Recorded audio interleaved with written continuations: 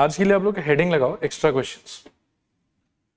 Last class जाते जाते ये लास्ट क्वेश्चन तो सारा हो गया था हम लोग एनसीईआरटी से कंप्लीट, ठीक है। अभी एनसीईआरटी से आगे बढ़ रहे हैं।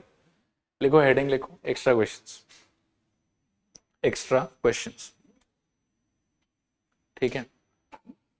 पहला क्वेश्चन देखो, गो थ्रू करो एक बार, फिर बात करते हैं। तो देखो, देखते हैं इसको। ये कह रहा है कि फॉर व्हाट वैल्यू ऑफ की the numbers this will be in AP. अब हमको पता है कि कोई भी तीन आदमी यदि एपी में हो तो एक बेसिक प्रॉपर्टी होता था कि अगर मैं इसको T1 कह दूं, इस पूरे को T2 कह दूं और इस पूरे को T3 कह दूं, तो T2 माइनस T1 का आंसर और T3 माइनस T2 का आंसर दोनों आपस में क्या होना चाहिए? इक्वल होना चाहिए। तो ऐसे स्टार्ट कर सकते हैं। This implies T2 minus T1 को एक्सप्लोर करोगे तो क्या हो जाएगा बताओ? K माइनस 2 माइनस ऑफ मेरे ख्याल में K, और T3 माइनस T2 क्या हो जाएगा आपके लिए? 3K minus of K minus 2। अब इसको सॉल्व करना है आपको। तो यहाँ से सॉल्व करने पे मेरे ख्याल में K कट ही जाएगा इस तरफ, तो ठीक है। और उस तरफ 3K माइनस K का आंसर कितना आ जाएगा? 2K, और माइनस माइनस मेरे ख्याल में प्लस। तो इधर से K कट और वहाँ से उस 2 को यहाँ भेज दो तो -2 और वो भी यहाँ के माइनस हो जाएगा। तो -4 is equals to I think 2K, और यहाँ से K इज इक्वल्स टू कटने के बाद में -2, सो K इक्वल्स टू -2, ठीक है। करो, कॉपी करो, ठीक है। अगला क्वेश्चन देखते हैं। सेम ही आइडिया पे बेस्ड है, बस इस बार क्या है कि सिचुएशन थोड़ा सा देखने में कॉम्प्लिकेटेड सा कर दिया। बाकी आइडिया सेम टू सेम ही रहेगा। देखो, इसमें भी कह रहे हैं कि ये वाला एक नंबर है ओवरऑल, कॉमा देके ये दूसरा नंबर है और कॉमा देके ये तीसरा नंबर है, और पूछ रहा है कि ये तीनों का तीनों एपी में हो, इसके लिए K का वैल्यू क्या होना चाहिए। तो वापस आई विल से कि आइडिया आपका सेम ही रहेगा। इसको मान लो कि T1, इसको मान लो कि T2 और इसको मान लो कि T3। तो लिखो for AP T2 minus T1 must have been equals to T3 minus T2। T2 का वैल्यू बिठाओगे इसमें, मेरे ख्याल में क्या है आपके पास में? K square plus 3K plus 6 minus T1 का वैल्यू मेरे ख्याल में K स्क्वायर प्लस 4K और plus 8। This is equals to T3 का value 3K square plus 4K और प्लस 4 और माइनस T2 का वैल्यू मेरे ख्याल में K square plus 3K plus 6। खोल देने पे देखो क्या होगा। यहाँ से मेरे को लग रहा है कि K स्क्वायर पूरा ही कट जाएगा, ठीक है। और 3K minus 4K it will become minus K, 6 minus 8 मेरे ख्याल में -2। दिस इज इक्वल्स टू, खोलने पे यहाँ से भी 3K square minus K square आई think 2K square, 4K minus 3K का वैल्यू यहाँ पर रह जाएगा शायद से प्लस K, और 4 माइनस 6 का वैल्यू यहाँ पर भी हो जाएगा -2। दोनों साइड से आप साफ साफ देख सकते हैं कि 2 तो स्वाहा। अब इस K को उधर ले चलते तो हमको मिलेगा 2K स्क्वायर और प्लस मेरे ख्याल में 2K इक्वल्स टू 0। एक के पहले से था, एक ये आके ऐड हो जाएगा, और इन दोनों में से आप 2K कॉमन ले सकते हो, अंदर बचेगा मेरे ख्याल में K plus 1, this is equals to 0। और यहाँ से हम दो बात कह सकते हैं कि या तो 2K इज इक्वल्स टू 0 होगा, और या फिर K प्लस 1 इक्वल्स टू 0। यहाँ से K इक्वल्स टू 0 और या फिर K इज इक्वल्स टू -1। ये दो आंसर होना चाहिए। अच्छा, इसी क्वेश्चन में कभी कभार ऐसा भी बोल सकता है कि मतलब फॉर व्हाट पॉजिटिव वैल्यूज और नेगेटिव वैल्यूज और नॉन जीरो वैल्यूज, कुछ उस टाइप का। तो अगर वैसा कुछ अटैच रहेगा, मानो कि for what negative values of K, अगर ऐसा बोल दे तो सॉल्व करने के अंदर दो आया है आपका, लेकिन फिर एक ही आंसर रहेगा आपके पास है -1। हालांकि अगर वैसा कोई कंडीशन बोल के नहीं रखा है K के ऊपर में, तो फिर दोनों ही एक्सेप्टेबल है और दोनों ही आपका आंसर है, ठीक है। चलो अगला क्वेश्चन देखते हैं, पढ़ो इसको।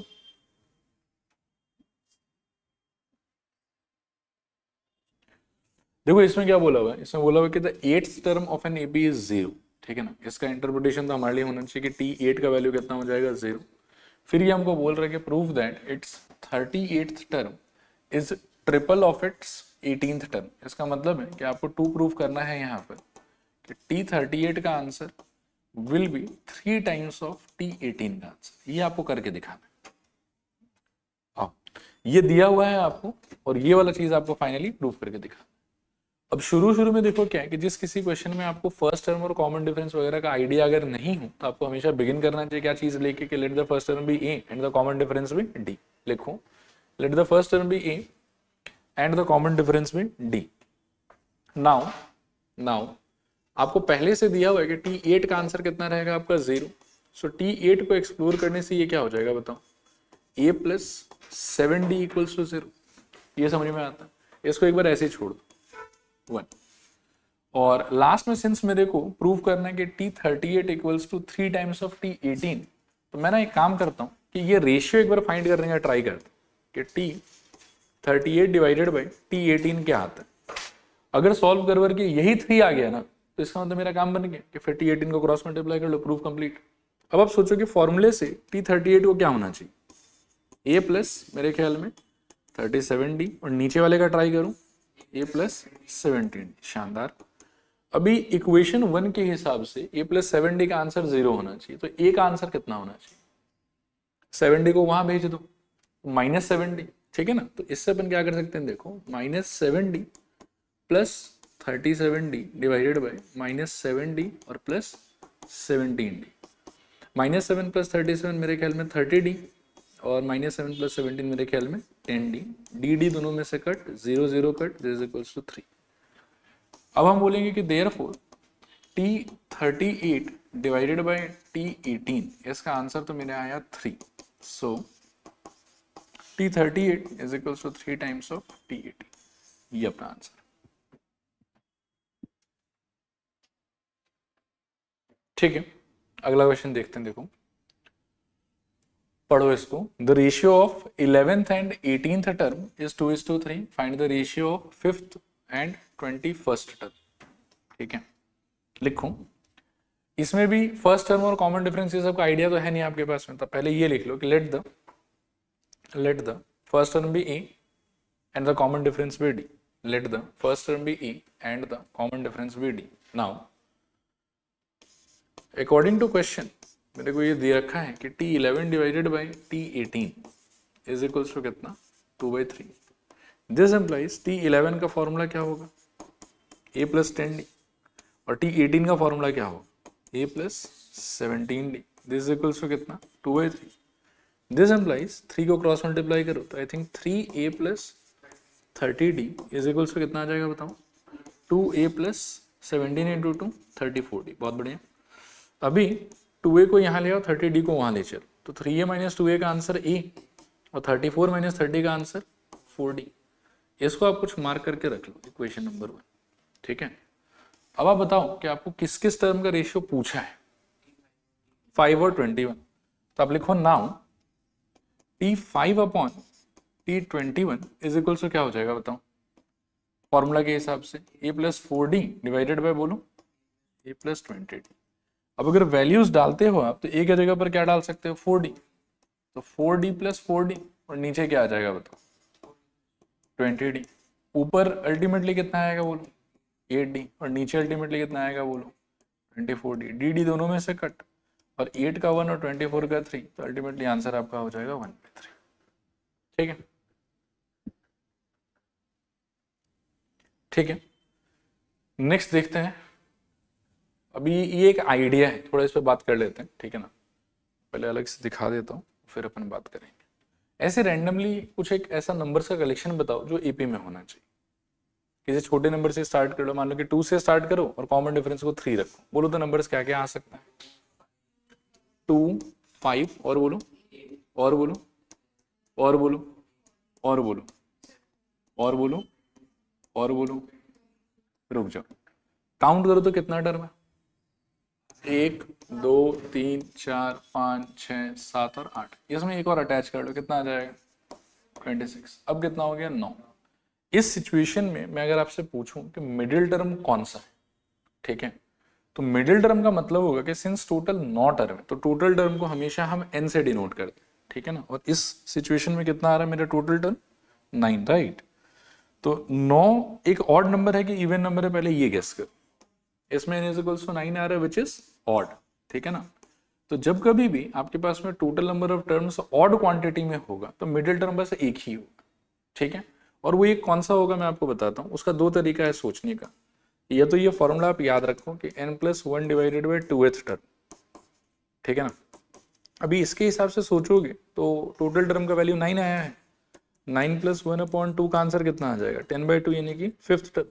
तो आप काउंट करो कि 1st, 2nd, 3rd, 4th, 5th, यानी कि ये है आपका मिडिल टर्म। तो एक तो ऐसे सोच सकते हो, और दूसरा फिफ्थ टर्म ही मिडिल टर्म होगा, ये तुक्का मारने के लिए हम ये भी कर सकते हैं कि आप ना एक बार के लिए n/2 कर लो तो कितना आ जाएगा बताओ, 9/2 इज इक्वल टू कितना आएगा 4.5। लेकिन n के लिए 4.5 तो एक्सेप्टेबल वैल्यू नहीं है, मतलब 4.5 तो कोई पोजीशन नहीं हो सकता है ना, तो 4.5 के बाद क्या हो सकता है, फिफ्थ पोजीशन ही आपका आंसर है। तो ये तो ऐसे भी सोच सकते हो या फिर ऐसे भी सोच सकते हो। मेन इंपॉर्टेंट बात यह है कि ऑड जब रहेगा तो मिडिल टर्म कितना होगा आपके पास में 1। फिर सपोज करो कि इसी सिचुएशन में 26 के बियॉन्ड एक और नंबर ऐड कर दो आप, तो कितना आ जाएगा 29। अब आप सोचो कि टोटल नंबर ऑफ टर्म कितना हो गया आपका 10। इस केस में एक्चुअली मिडिल टर्म 2 होगा, और इस केस में ज्यादा झमेला नहीं होता है since it is a even number this time, ठीक है ना। तो इस बार सीधा ही आप इसका आधा कर पाओगे, और आधा कर दोगे तो कितना हो जाएगा 10/2 which is equals to how much 5। ये समझ में आ रहा है। तो 10/2 का आंसर कितना आ गया 5। तो इस केस में आपका वैसे मिडिल टर्म 2 होगा, ठीक है ना। एक मिडिल टर्म होगा फिफ्थ जो n/2 करके आया है, और एक इसके बाद वाला कौन सा हो जाएगा 6th। तो फिफ्थ को भी मिडिल टर्म बोलेंगे और 6th को भी मिडिल टर्म बोलेंगे। याद रखना ये चीज कि जब टोटल नंबर ऑफ टर्म्स आपके पास में क्या होगा ऑड, तो मिडिल टर्म का क्वांटिटी होगा 1। टोटल नंबर ऑफ टर्म्स जब आपका होगा इवन, तो मिडिल टर्म का क्वांटिटी कितना होगा 2। इसको फाइंड करने का फॉर्मूला होगा कि n+1/2 कर लो, और जो भी आंसर आ रहा है ये आपको रोल नंबर बताएगा, और वैल्यू फिर आपको सॉल्व करके निकालना होगा। और इवन के टाइम पर रोल नंबर पता करने के लिए आप directly total number of terms divided by 2 करो, और उसके नेक्स्ट वाला, तो जैसे 10/2 किया तो कितना आया 5th, और 5th के बाद वाला कौन सा होगा 6th। तो इस केस में एज यू कैन सी कि 1 2 3 4 5 इसका रोल नंबर 5 है, और इसका रोल नंबर कितना है 6। तो ये भी मिडिल टर्म है और ये भी मिडिल टर्म। आया बात समझो। इसी चीज को मैंने एक पेज पे लिख रखा है, देखो middle term of an AP having n terms. अब n ऑड भी हो सकता है और n क्या हो सकता है इवन। तो अगर ऑड हुआ तो मिडिल टर्म का रोल नंबर क्या होगा n+1/2th, और अगर इवन हुआ तो मिडिल टर्म 2 होगा आपके पास में, एक n/2th रोल नंबर और एक उसके बाद वाला। क्लियर मेरे ख्याल में। इस पे भी बेस करके बहुत बार एग्जाम में क्वेश्चन आ रखा है, पढ़ो इसको। Find the middle terms in the AP this. अब आप बताओ कि कैसे आप मिडिल टर्म के लिए अप्रोच कर सकते हैं। आपको पहले निकालना पड़ेगा 95 तो आपका आदमी है, आपको निकालना पड़ेगा कि 95 का इस एपी में रोल नंबर क्या है। अगर ऑड आए तो मतलब एपी के पास में एक ही मिडिल टर्म होगा, और अगर इवन आया मतलब एपी के पास में 2 मिडिल टर्म होगा। फिर सारे मिडिल टर्म का पोजीशन या रोल नंबर क्या होगा वो आपको पहले जज करना पड़ेगा, एंड उसके अकॉर्डिंगली फिर हम सॉल्व करेंगे, हमारा आंसर आएगा, ठीक है। लेकिन मेन बात है कि एक मिडिल टर्म आएगा या 2 आएगा वो पता करने के लिए तो पहले आपको लास्ट टर्म का रोल नंबर चाहिए, तो आप पहले बिगिन उससे करो, ठीक है। लिखो हियर फर्स्ट टर्म कितना रखा है आपका a is equals to 5, d is equals to कितना है बोलो 3। फिर लिखो let tn is equals to मेरे ख्याल में 95। दिस एम्प्लाइज tn का फॉर्मूला a plus n-1 into D is equals to कितना 95। a के जगह पर क्या बिठा सकते हो बोलो 5, very good, plus n-1 into D के जगह पर 3, this is equals to 95। This implies n-1 into 3 is equals to कितना 5 माइनस होगा तो 90, और कटेगा तो कितना आ जाएगा 30। सो n इक्वल्स टू 30। अब आप गेस करो कि ये ऑड नंबर है कि इवन नंबर, ऑड। नीचे लिखूं therefore middle term will be, middle term will be. अब आप पहले ये भी सोचो कि एक मिडिल टर्म की 2 मिडिल टर्म, एक, तो एक के चक्कर में क्या हो जाएगा बताओ, फॉर्मूला आपका 31 + 1/2 एथ टर्म, ठीक है, which is equals to 32/2 16th term, right, 16th term. और 16th टर्म निकालने के लिए, अच्छा ये 16th टर्म जो आया, ये 16 आपका आंसर है कि ये रोल नंबर है आपके आंसर का, रोल नंबर है। अब आदमी यदि ढूंढना है तो क्या करोगे, P16 equals to a plus 15 times of d which is equals to, a का आंसर मेरे ख्याल में 5 प्लस 15 टाइम्स ऑफ d का आंसर मेरे ख्याल में 3। So all together this is equals to 5 + 45 and that is equals to कितना 50, ठीक है। तो 50 आपका वो आदमी हो गया और 16 उसका रोल नंबर हो गया, ठीक है। चलें आगे, कर लो, कॉपी कर लो अगर बचा है तो, ठीक है। चलो देखते हैं अगला क्वेश्चन। इसको देखो, फिर से सेम ही क्वेश्चन है, बस एपी थोड़ा चेंज किया हुआ है। इस बार बोल रहे कि एपी है 20, 16, 12 एंड सो ऑन -176, और आपको मिडिल टर्म पूछा है। तो क्या अप्रोच रहेगा आपका कि पहले इसका क्या ढूंढोगे, रोल नंबर, उससे पता चलेगा कि नंबर ऑफ टर्म्स कितना है। अकॉर्डिंगली मिडिल टर्म का पहले रोल नंबर और फिर मिडिल टर्म का वैल्यू लिखूं। Here a is equals to 20, d is equals to -4, let tn is equals to क्या बोलोगे बताओ, -176। वेरी गुड, फॉर्मूला से खोलो इसको, a plus n minus one into D is equals to -176। This implies a के जगह पर 20 plus n minus one into D के जगह पर आई थिंक -4, ठीक है, दिस इज इक्वल्स टू 176। 20 को वहां ले चलो तो I think n minus one into -4 is equals to I think 156, ठीक है। कुछ गलत कर दिया क्या? अच्छा हाँ सॉरी -176, -9 लगाना भूल गया था। This equals to -176 and this is also -156। अब यहाँ से n माइनस वन का आंसर आएगा -156 डिवाइडेड बाय -4, माइनस माइनस कौन, 4 से काटोगे तो शायद 3 और 9, मतलब 4 3 से 12। अरे बहुत सारा बदलाव, ठीक है ठीक है ठीक, पहले के हिसाब से कर दिया था, -196, राइट, सही कह रहे हो, एक्चुअली ऐड हो चुका होगा वो, और फिर जो है वो -196 डिवाइडेड बाई -4 तो गया और 49, correct. So n equals to कितना आ जाएगा आपके 50। अब ये ऑड नंबर है कि इवन नंबर है, तो कितना मिडिल टर्म होगा, 2 होना चाहिए मेरे ख्याल में, तो क्या बोलोगे बताओ। देयरफॉर मिडिल टर्म आ रहा है, middle term is equals to, एक तो आप लिखो 50/2th एंड ऐसे बोल दो next term and next term, this is equals to 25th, 26th term, ठीक है। और ये 25th और 26th वैल्यू आया कि रोल नंबर आया, रोल नंबर, वैल्यू के लिए क्या कर सकते हैं, t 25 एंड यहाँ पर t 26, t 25 का आंसर क्या होगा, a plus 24d, this is equals to, a कितना है आपका, a है आपका 20 और d है -4, ठीक है ना, तो 20 प्लस 24 टाइम्स ऑफ -4, तो आई थिंक 20 माइनस 96 सॉल्व करने पे -76, और यहाँ से a प्लस 25d।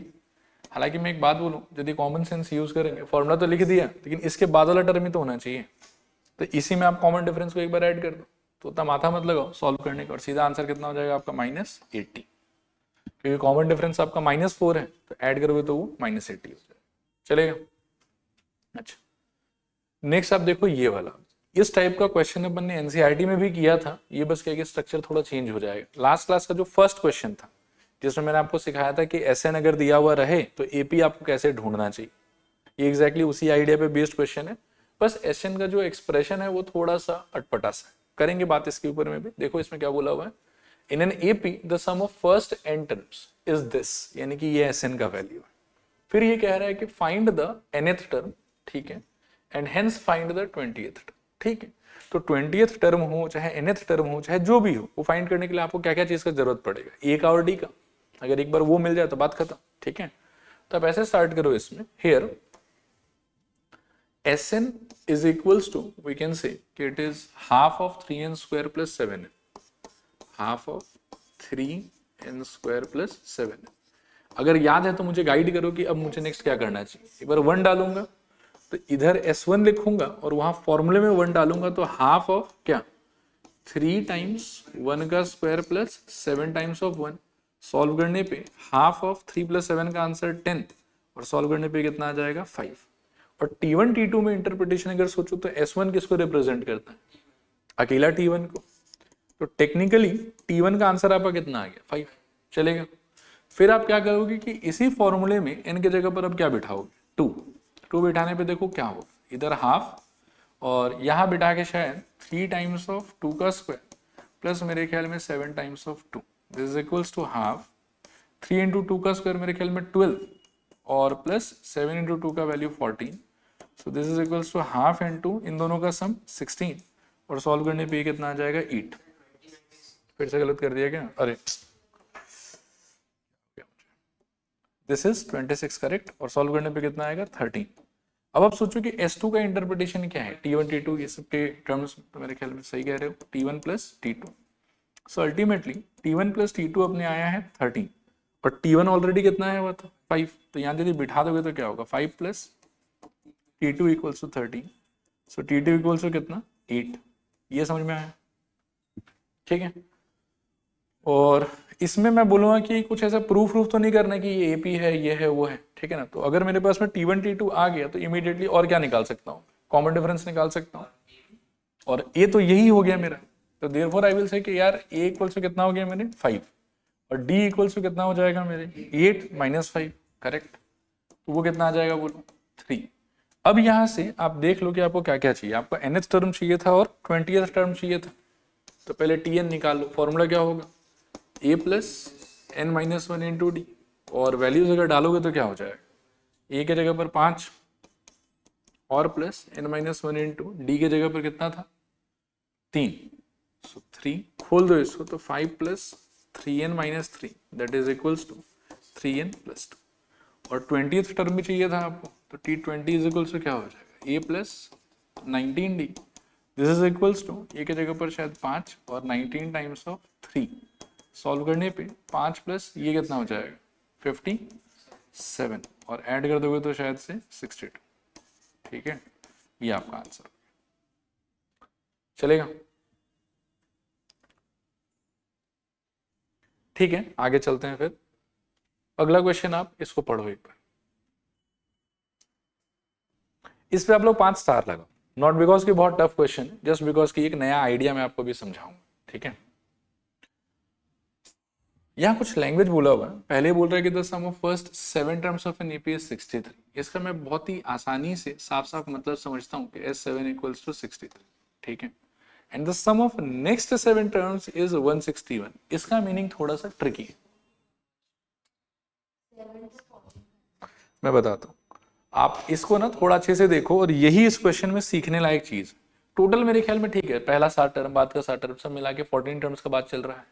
तो मतलब ये हुआ कि T1, T2, T3, T4, T5, T6, T7, T8, T9, T10, T11, T12, T13 and T14 तक अपन ऐसा बना देते हैं। अब आप लैंग्वेज को थोड़ा पकड़ने का ट्राई करो। फर्स्ट 7 टर्म्स का सम मतलब ये वाला, पर इसके लिए डायरेक्ट फॉर्मूला अप्लाई करने का स्कोप है मेरे पास में S7 से। फिर जब ये कहता है कि नेक्स्ट 7 टर्म्स, तो टेक्निकली वो मीन कर रहा है इनके बारे में। अब लेकिन परेशानी ये है कि इसके लिए मैं डायरेक्टली S7 या S14 वो यूज नहीं कर सकता। अब इसमें करेक्ट फिर आपको दिमाग लगाना पड़ेगा कि यार कैसा क्या करें कि जिससे फॉर्मूला अप्लाई करने का अपॉर्चुनिटी मिले मेरे को। तो मैं कहूंगा कि देखो, यहां से लेके यहां तक का यदि सम लेना चाहते हो तो इसको आप क्या बोल सकते हो फॉर्मूला लगाने के लिए S14। लेकिन आपको यहां से वहां तक का तो नहीं चाहिए ना, आपको कहां से कहां तक चाहिए, 8 से 14 तक का चाहिए। तो पूरे में से अगर आप ये 7 तक वाला पार्ट माइनस कर देते तो डू यू थिंक कि यही वाला पार्ट बचेगा फिर, है ना। तो इसको आप टेक्निकली क्या बोल सकते हो, S14 माइनस S7, ये समझना पड़ेगा, ठीक है। तब यहां पर इस क्वेश्चन में क्या होगा एप्लीकेशन इसका, कि इस लाइन का एप्लीकेशन हो जाएगा कि S7 इक्वल्स टू 63, और जो ये बाद वाला लाइन है ना कि नेक्स्ट 7 टर्म्स इज इतना, इसका एप्लीकेशन होगा देखो S14 minus S7 is equals to 161। इसमें भी माथा लगाने की जरूरत नहीं है, दो बार फॉर्मूला नहीं लगाएंगे। S7 का ऑलरेडी आंसर कितना दिया हुआ आपको 63, बिठा दो उसमें।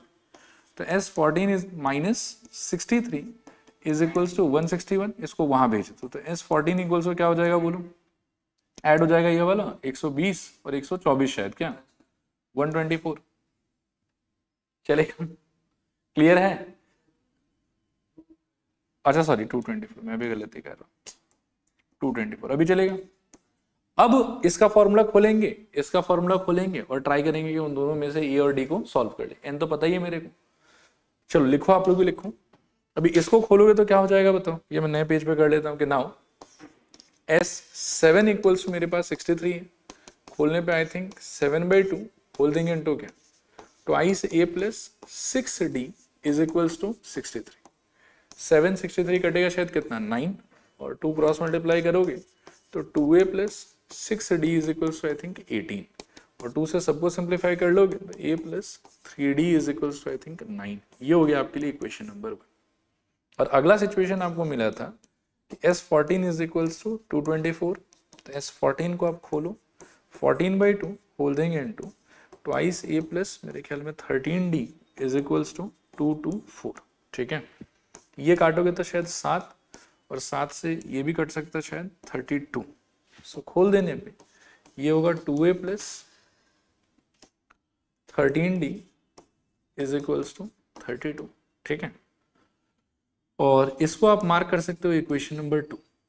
अब एलिमिनेशन मेथड लगाने के लिए इक्वेशन 1 इंटू 2 कर लो, तो खोल देने पे ये हो जाएगा मेरे ख्याल में 2a plus 6d is equals to 18, और इक्वेशन 2 इंटू नथिंग 1, सो यहाँ से सेम रिपीट होगा 2a plus 13d is equals to मेरे ख्याल में 32। अब एलिमिनेट करने के लिए आपको सब्ट्रैक्ट करना चाहिए यहाँ से।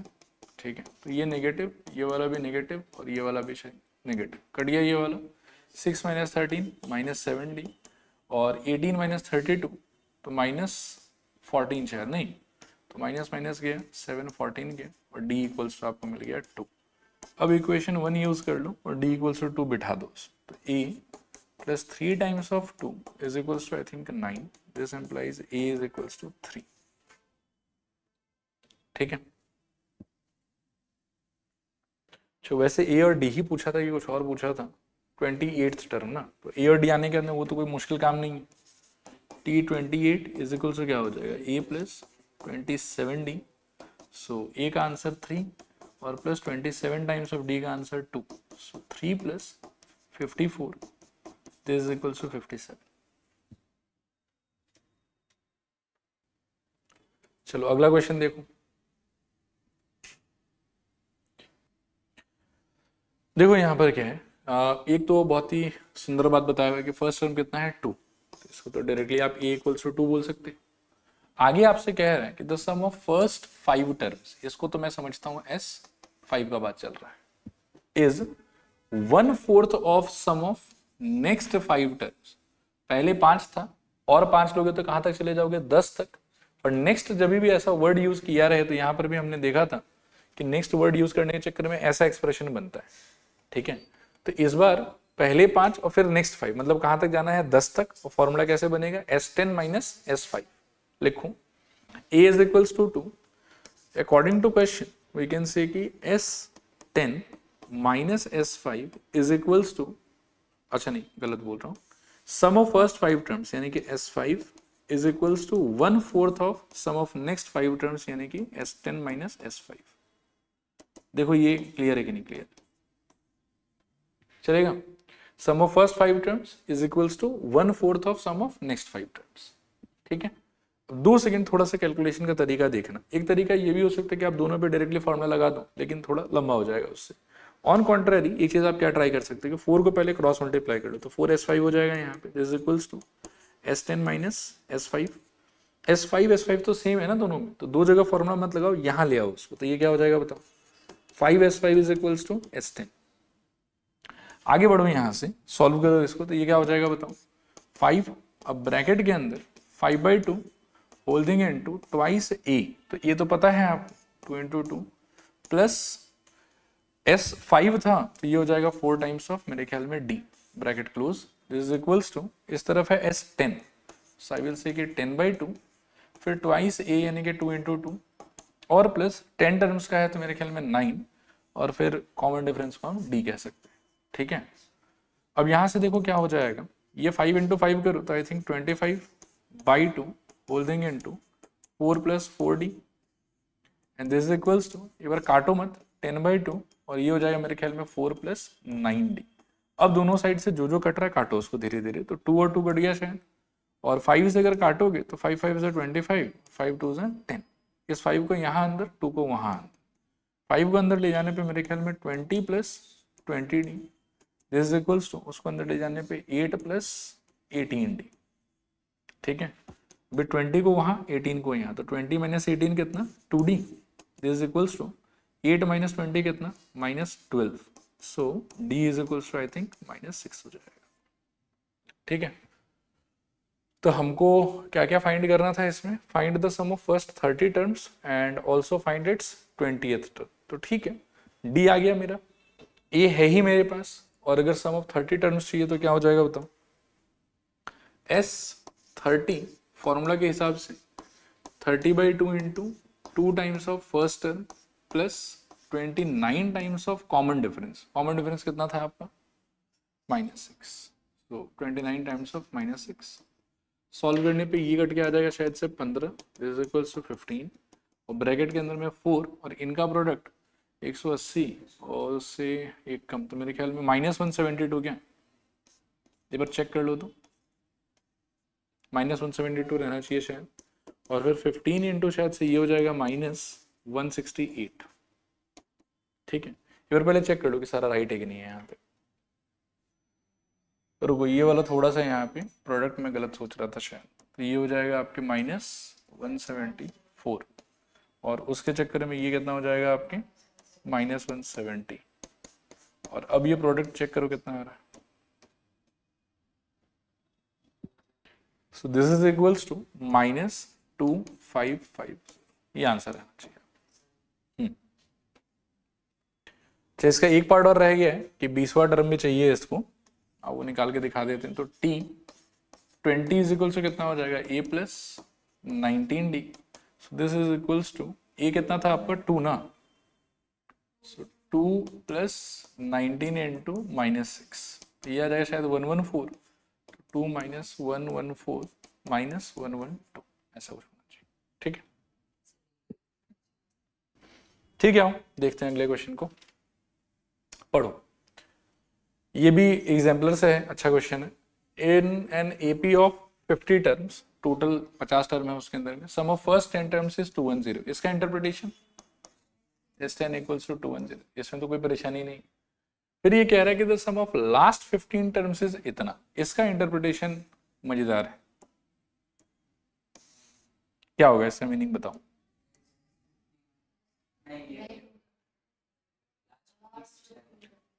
पूछा नहीं है, बताया है। ठीक है, अभी देखो क्या है, लास्ट 15 टर्म्स कौन होगा अपने दिमाग में वो सोचो, कहां से स्टार्ट होगा ये लोग, 36 से, 5 से 36, 37, 38, 39, 40, 41 से लेके फिर 50 तक, आया बात समझ।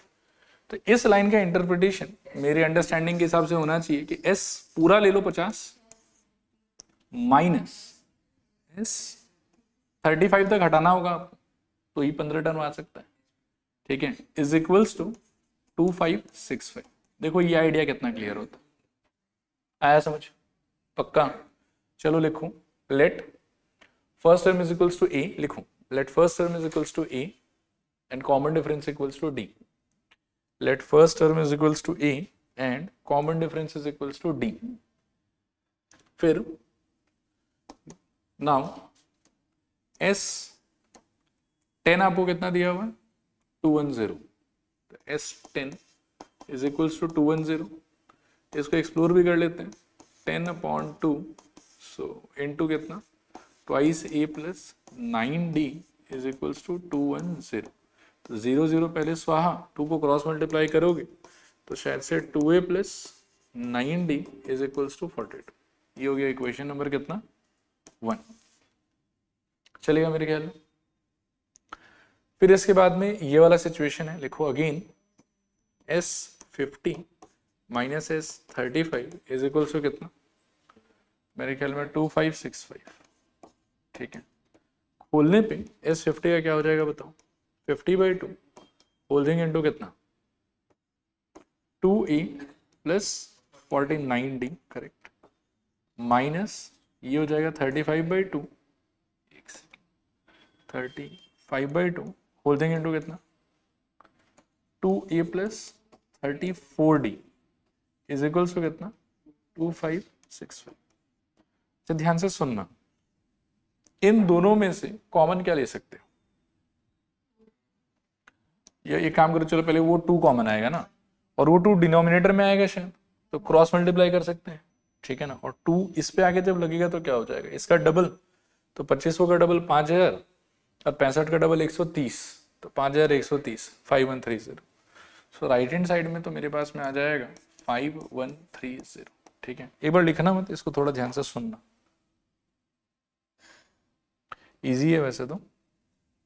सो राइट हैंड साइड में वी शैल हैव 5130, 5130।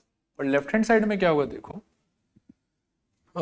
इस 50 को काइंड ऑफ अंदर ही ले चलो, ठीक है, और इस 35 को भी अंदर ही ले चलो, ठीक है।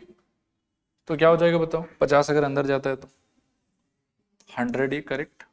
और बोलो 50 इंटू 49, तो 5 9 45, कैरी 4, 20 प्लस 4 24, तो 249 है।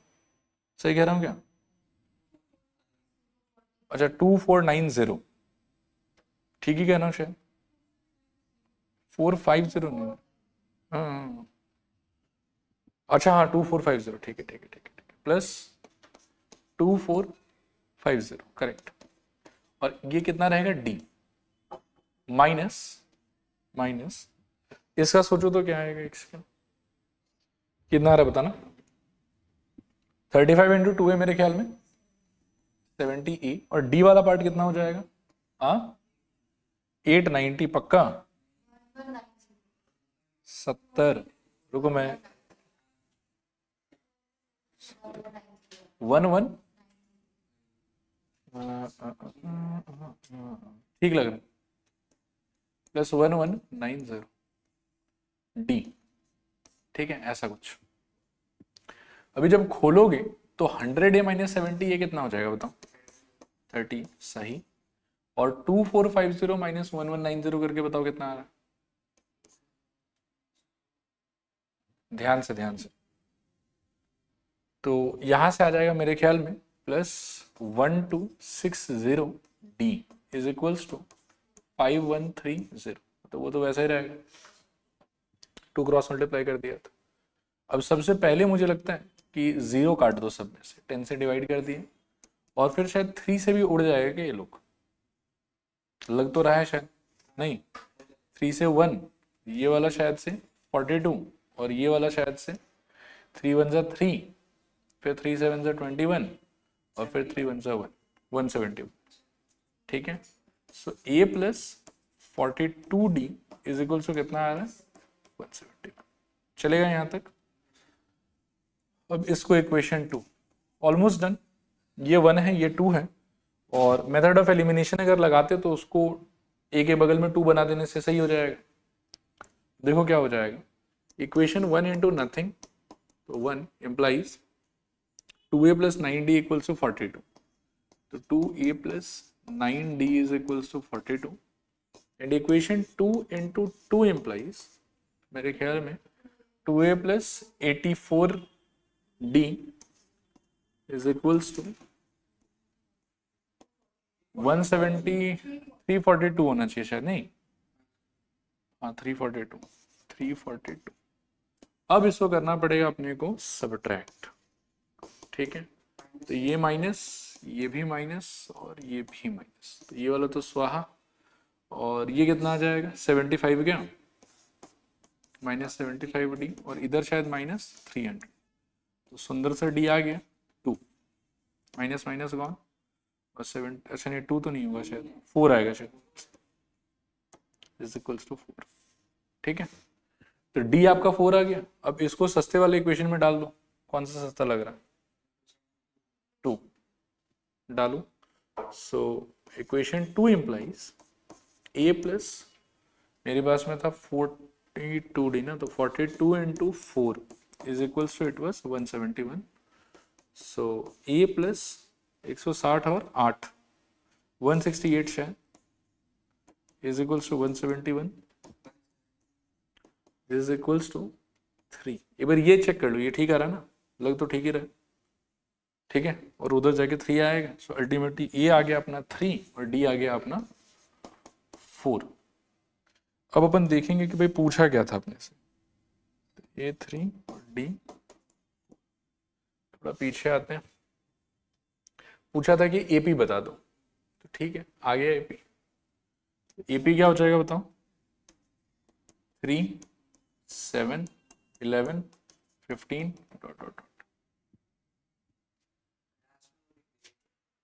ठीक है, चलते हैं आगे। फिर अगला क्वेश्चन देखो, ये कह रहा है कि if Sn denotes the sum of first n terms of an AP, all right, and then prove that S12 is equals to 3 times of S8 minus S4। ठीक है, इससे कहने का मतलब है कि Sn का मतलब हो गया कि n टर्म्स का सम, तो S12 का मतलब 12 टर्म्स का सम, S8 का मतलब 8 टर्म का सम, S4 का मतलब 4 टर्म का सम। ये बोल रहा है कि 12 का जो सम आएगा वो 8 टर्म के सम और 4 टर्म के सम के डिफरेंस से 3 टाइम्स होना चाहिए। अब इस सिचुएशन में मुझे बेस्ट अप्रोच लगता है कि यार LHS RHS अलग अलग से कर लो, और दोनों का लास्ट पार्ट अगर सेम निकला तो हम इक्वल बोल देंगे। आया समझ? अच्छा, फर्स्ट टर्म कॉमन डिफरेंस पता है कि नहीं पता है? नहीं पता है तो लेके स्टार्ट करेंगे। लिखो let first term is equals to A and common difference is equals to D। First term is equals to A and common difference is equals to D। ठीक है, अब आगे लिखो now S12 is equals to, मतलब मैं पहले LHS को explore कर रहा हूं, तो ये क्या हो जाएगा सोचो, 12/2 2A पता तो है नहीं क्या होगा, प्लस 11 टाइम्स ऑफ D। ऐसा ही होना चाहिए। 2 से काटोगे तो 6, अंदर ले जाओगे तो I think 12A plus 66D matter over. LHS का सबसे सिंप्लीफाइड रिजल्ट यही होगा हमारे लिए। आगे लिखूं RHS। अब RHS में क्या है आपके पास में 3 टाइम्स ऑफ, बोलो S8 माइनस S4, तो दोनों को अलग अलग से सॉल्व करना होगा अंदर, तो 3 टाइम्स ऑफ, देखना S8 का मतलब होगा 8/2 इंटू 2A प्लस मेरे को लगता है 7D। सही है। S4 का आप लोग बताओ, 4/2 आगे 2A प्लस 3D चलेगा। अब मेरे को लगता है कि this is equals to 3 times of 2 8 cut के 4 और 2 और 4 कट के भी 2, 4 को अंदर 2 को अंदर, तो अंदर मेरे को लगता है कि 4 2 8A प्लस 28D, एक बार ब्रैकेट में रखता हूं, और वहां से मेरे को लगता है कि 2 अंदर जाने के बाद में क्या हो जाएगा 4A प्लस 6D। ठीक है, हाँ माइनस होगा अभी तक, ठीक है, नहीं माइनस अभी नहीं कर रहा हूं इसलिए ब्रैकेट में रख, चलेगा यहां तक। अच्छा, इसके आगे देखना, इसको सिंप्लीफाई करते हैं, तो this is equals to 3 times of, बोलो तो अंदर क्या आएगा 8A माइनस 4A, तो मेरे ख्याल में 4A और 28A माइनस 6D क्या हो जाएगा प्लस 22D। एक बार देख लो तो आया समझ के नहीं आया समझ। 8 माइनस 4 4A और 28 माइनस 6 तो 22। अब इस 3 को अंदर ले चलो तो क्या हो जाएगा बताओ 12A प्लस 66D चलेगा। एंड यहां से हम कह सकते हैं कि therefore LHS is equals to,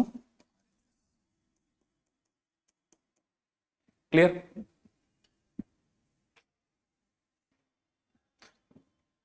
देखो एक बार अगला क्वेश्चन, ये थोड़ा सा लैंग्वेज वाइज अलग है और ये नेचुरल क्वेश्चन नहीं है। नेचुरल क्वेश्चन इसलिए नहीं है क्योंकि नेचुरली क्या होता है कि एस के नीचे जो नंबर रहता है वो ये बताता है कि आप कितने टर्म्स का सम ले रहे हैं, ठीक है ना, और 12 होने का मतलब है कि 12 टर्म्स का सम।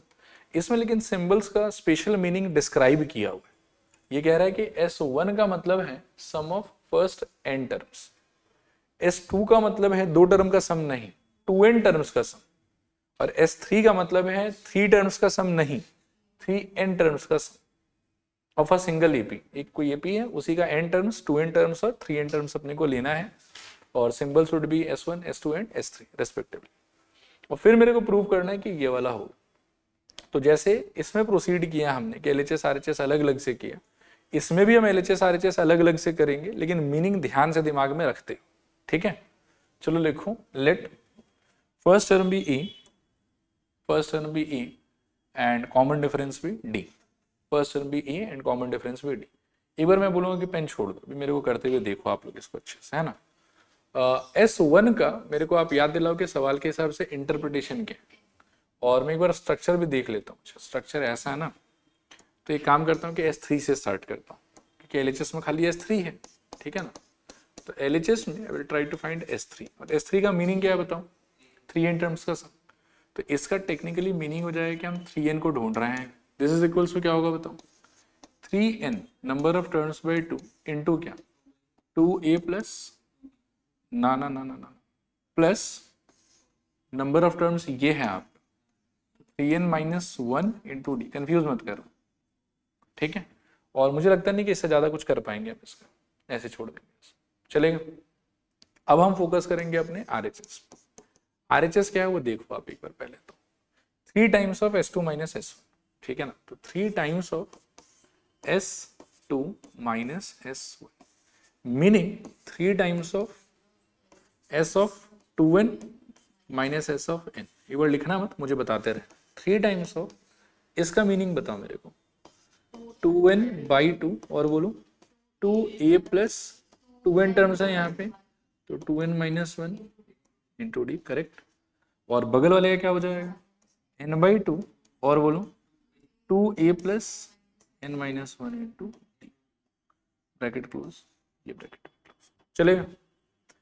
अभी मेरे को बस एक चीज चमक रहा है बहुत अच्छे से, वो ये है कि भाई इसके पास भी एक n है और इसके पास भी एक n है और इसके पास भी नीचे एक 2 है और इसके पास भी नीचे एक 2 है। वैसे आपको मन करेगा कि काट देते हैं, बट मैं बोलूँगा कि नहीं मत काटो, कॉमन ले लो, ज़्यादा अच्छा रहेगा, ठीक है। बोलोगे क्यों अच्छा रहेगा, तो आप देखो कि LHS के ब्रैकेट के बाहर भी यू कैन सी कि 3n/2 का एक एक्सप्रेशन है, आपके पास में भी एक 3 है, और अगर आप n/2 इनमें से कॉमन निकाल के दे देते हो तो कम से कम इतना हिस्सा तो तैयार हो जाएगा आपका।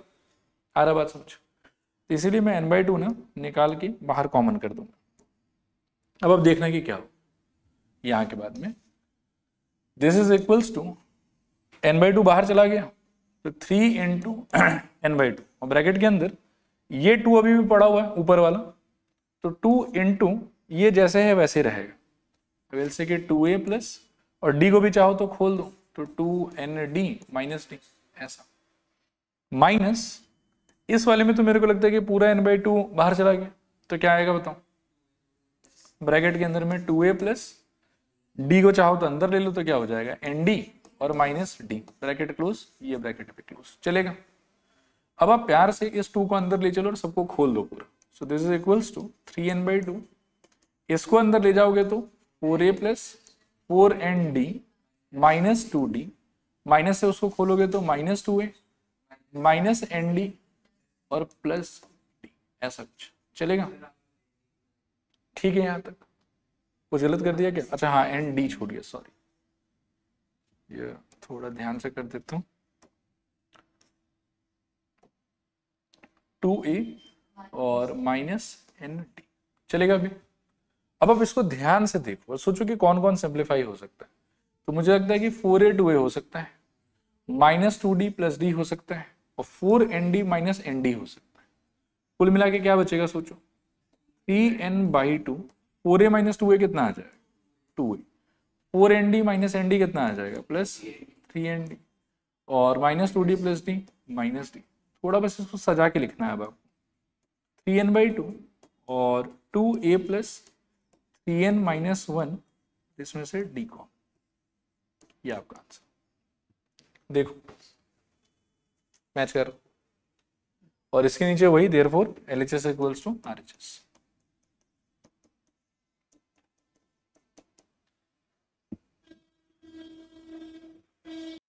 ठीक है, आओ देखते हैं अगला क्वेश्चन, पढ़ो इसको, इजी है, ऑलरेडी हम करके ही आए हैं, बस इसमें एक नया पार्ट ऐड हो गया। The ratio of 11th and 18th term is 2:3, find the ratio of 5th and 21st term, also find the ratio of, ये नया है, of sum of first 5 terms to the sum of first 21 terms. कोई खास बात नहीं, लिखो let first term be A and common difference be d, पहले तो वो लिखो first term be A and common difference be D, नीचे लिखो देयरफॉर T11 डिवाइडेड बाय क्या T18, T11 by T18 is equals to 2/3। तो पहले चलो इसको एक्सप्लोर करते हैं, क्या हो जाएगा बताओ, a प्लस 10d बाई कितना a plus 17d is equals to कितना 2/3, क्रॉस मल्टीप्लाई करने पे 3a plus 30d is equals to 2a plus 34d, ठीक है। सो a इक्वल्स टू मेरे को लगता है कि 4d, ऐसा कुछ आ जाएगा यहाँ से, इक्वेशन नंबर 1, चलेगा। फिर इसके अलावा आपसे पूछ रहा है कि find the ratio of the 5th term to the 21st term, ठीक है। तो ये कैसे ढूंढ सकते हो, देखो now T5 by T21 is equals to a plus 4d divided by a plus 20d। This is equals to, value अगर डालोगे यहां से तो a के जगह पर 4d प्लस 4d और divided by 4d plus 20d। This is equals to 8d divided by 24d। Solve करके ये कितना आ जाएगा 1/3। dd गया और 8 से काटोगे तो 1/3 चलेगा यहां तक।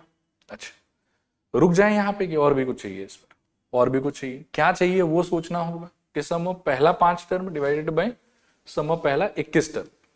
तो मेरे को ऐसा लगता है कि ये बोल रहा है आपको कि फाइंड करिए S5 डिवाइडेड बाय S21। ठीक बोल रहा हूँ क्या?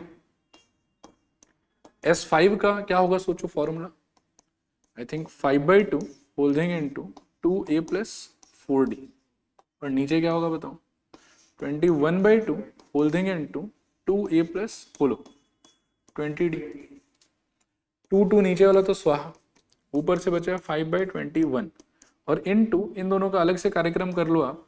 a का मतलब क्या था आपके लिए 4d राइट, तो 4d अगर बिठाओगे तो यहाँ कितना आ जाएगा बताओ 8d plus 4d divided by again I think 8d plus 20d।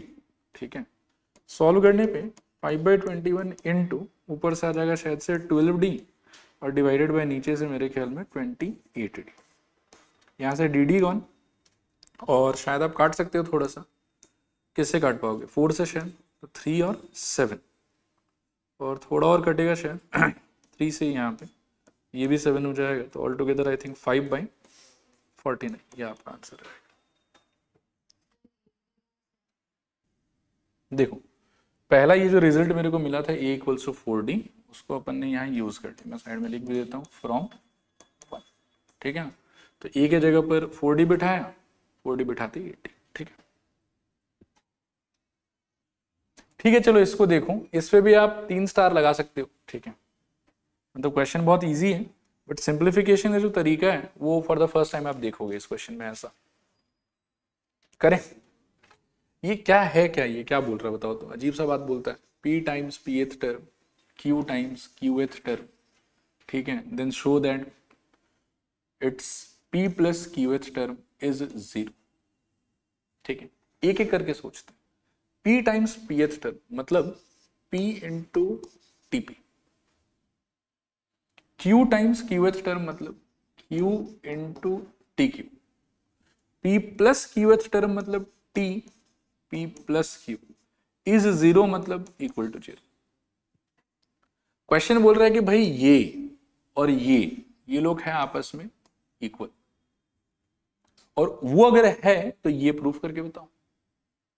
आया क्वेश्चन समझ? चलो स्टार्ट करते हैं। तो लिखूं let the first term be A and the common difference be d.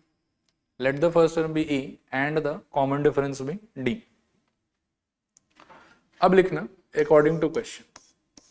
पहले हम बिगिन करेंगे P times TP is equals to Q times TQ वाले बात से।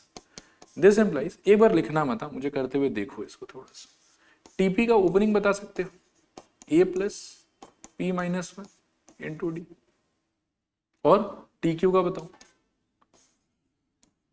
A plus Q minus 1 into D. ठीक है, एक काम करो कि P को अंदर ले जाओ, पूरा मत खोलना, लेकिन Q को अंदर ले जाओ, पूरा मत खोल। This implies AP plus P अंदर जाके इससे मल्टीप्लाई होके हो जाएगा I think P square minus P, इतने पे ही रहने दो D, और उस तरफ AQ और plus Q square minus QD। पूरा खोल दोगे तो कैलकुलेशन थोड़ा ज्यादा बिगड़ जाता है, बाकी ऐसे रहने दो। ठीक है, यहाँ तक। अब मेरा एडवाइस है आपको कि एक काम करो कि आप ना ए वाला सारा टर्म को एक तरफ ले आओ और डी वाला सारा टर्म को आप एक तरफ कर दो, चलेगा? तो मैं सोच रहा हूँ कि ए को यहाँ ले आता हूँ, तो क्या होगा बताओ A P minus A Q, फिर इसको वहां ले जाता हूँ तो क्या मिलेगा बताओ Q square minus Q into D minus मेरे ख्याल में P square minus P into D. आया सर? इन दोनों में से क्या कॉमन ले सकते हो बताओ, क्या बचेगा बताओ? उधर भी बात करते हैं थोड़ा सा। पहले तो डी कॉमन ले सकते हो, सही कह रहा हूं? डी चला गया बाहर, थोड़ा दूर लिख देता हूं, डी चला गया बाहर, यहां से क्या निकला होगा माइनस की, और यहां से माइनस ऑफ क्या निकला होगा बताओ, पी स्क्वायर माइनस पी। अभी इस पार्ट का सिंप्लीफिकेशन जो है वो आप बहुत ध्यान से देखना। हाँ,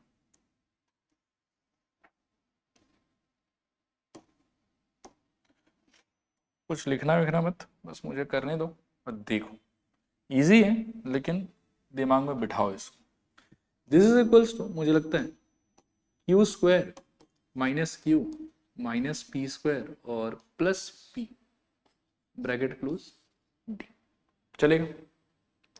अब मैं सोच रहा हूं कि फिर से जो एक जैसा दिखने वाला आदमी है उनको इकट्ठा एक जगह करने का ट्राई करता हूं। तो ये स्क्वायर है, ये स्क्वायर है, ये पावर 1 है और ये भी पावर 1 है, तो इसको पीछे कर देता हूं, उसको आगे कर लेता हूं, तो क्या दिखेगा बताओ मेरे को।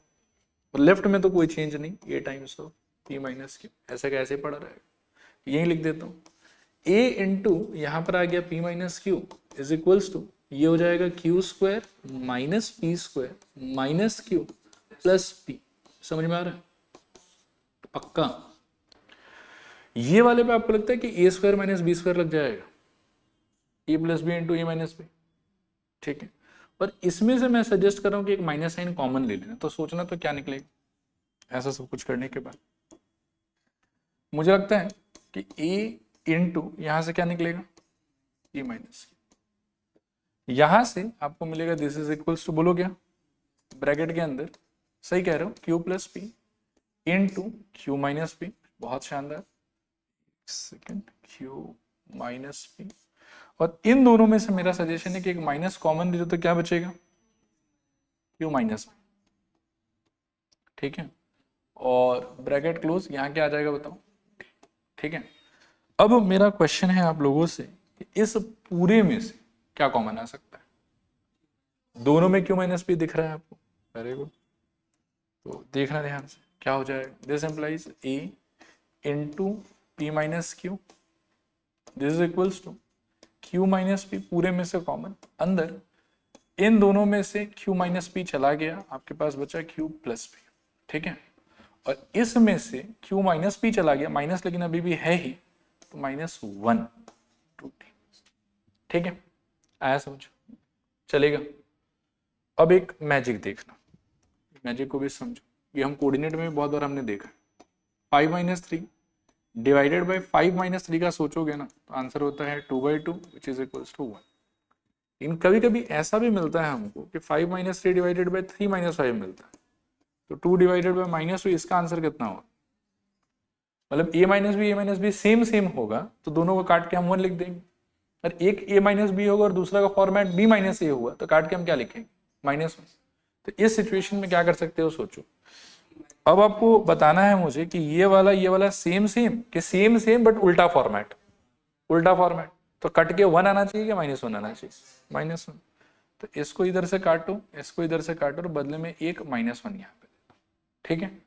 अब उस -1 को पकड़ के इधर ले आओ, या एक बार मैं लिख देता हूँ, a is equals to negative of, आपके पास पड़ा हुआ है p plus q -1 times of d, थोड़ा आगे पीछे करके लिख दिए, ठीक है। और उधर अगर ये आदमी माइनस के साथ है तो इधर लाने पे क्या हो जाए, प्लस। सो दिस इंप्लाइज क्या मिलेगा बोलो, a प्लस ब्रैकेट के अंदर p plus q -1 is equal into D is equals to कितना, 0, चलेगा। अभी ये सब एक्सप्लोर करके जो भी मिला ना, इसको एक बार इक्वेशन 1 बोल के छोड़ दो, माथा मत लगाओ इस पर, चलेगा। माइनस कैसे आए, क्या किया, ऐसा होता है ना जैसे कि x इक्वल्स टू मान लो कि -5 लिखा हुआ है, तो जब इधर लाते हो तो क्या कर देते हो, x + 5 इज इक्वल्स टू 0 कर देते हो। वैसे सोच लिया मैंने कि माइनस था मेरे पास में और पूरे पे लगा हुआ है, तो जो पूरा आदमी उठ के वहां से यहाँ आएगा तो अपना साइन तो चेंज करेगा ना, तो उधर यदि वो माइनस में है तो इधर आके किस में हो जाएगा, प्लस में हो जाएगा, चलेगा यहाँ तक। अच्छा, तो मेरे ख्याल में ये वाला हो गया स्वाहा। अब जो भी ये मेरे को मिला इसको मैं एक बार ऐसे रहने देता हूँ, दोबारा घूम के चलो क्वेश्चन पे कि ये क्या बोलना चाह रहा था। ये बोलना चाह रहा था कि साबित करके दिखाओ कि p प्लस क्यू वाला टर्म क्या होगा मेरा 0। तब मैं काम करता हूँ कि जो टर्म के लिए ये प्रूव करने के लिए कह रहा है ना उसको एक्सप्लोर करता हूँ। हाँ यार, एक्सप्लोर करने के लिए देखो आप मेरे को जल्दी से T20 बताओ तो क्या लिखते हो फॉर्मूला से, 19D। T25 क्या लिखते हो फॉर्मूला से, ठीक है, मतलब जो भी नंबर रहता है डी के साइड में उससे एक कम लिख देते हो, राइट। तो यदि आपको ये चाहिए टी पी प्लस क्यू, तो आप कैसा फॉर्मेट बनाओगे, ए प्लस, यहां तो डी होगा पक्का, यहां क्या होगा, परफेक्ट, बहुत बढ़िया, ठीक है। और आपको जान के अचंभा होगा कि यहां भी तो वही मिला था हमें, और उसी का आंसर क्या आया था, 0। अल्टीमेटली हम कह सकते हैं कि भाई ये तो 0 ही होगा। कैसे, फ्रॉम 1, हेंस प्रूव्ड। ठीक है, करो कॉपी। ठीक है, चलो लास्ट क्वेश्चन आज के लिए, पढ़ो इसको। In a given AP if pth term is q, meaning कि टीपी का आंसर क्यू है, and qth term is p, meaning t q is equals to p, बहुत बढ़िया। और फिर show that it's nth term is p plus q minus n। ठीक है, मतलब t n is equals to p plus q minus n show करना। ठीक है, चलो शुरू करते हैं। पहले आप लिखो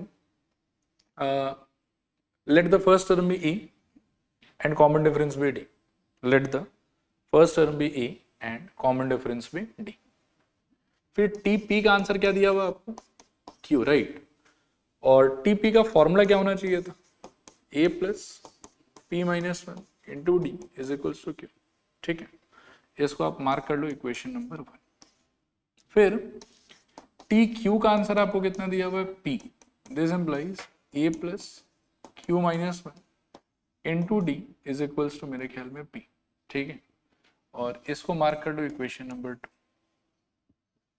चलेगा। अब 2 माइनस 1 करो, सोचो क्या होगा। तो मुझे लगता है कि यहां एक बार देख लो तो थोड़ा सा ध्यान से। हाँ, 2 माइनस 1 कर रहे हैं तो ए दोनों में सेम है, पूरा कट जाएगा। और डी के लिए क्या होगा कि Q minus 1 times of D minus p minus 1 times of D is equals, मुझे लगता है कि पी माइनस क्यू ही रहेगा। चलेगा। अब इसको ध्यान से खोलना होगा, थोड़ा देख लेना आप लोग। डी तो मैं दोनों में से कॉमन निकाल सकता हूं शायद। इस पार्ट का कंट्रीब्यूशन क्या होगा, फिर सोचो, मुझे लगता है क्यू माइनस 1। और इस पार्ट का कंट्रीब्यूशन इस माइनस साइन को इंक्लूड करने के बाद क्या हो जाएगा, माइनस पी प्लस 1। और इज इक्वल्स टू में क्या रहेगा बताओ, पी माइनस क्यू। फिर मेरे को लगता है कि माइनस वन फिर से स्वाहा।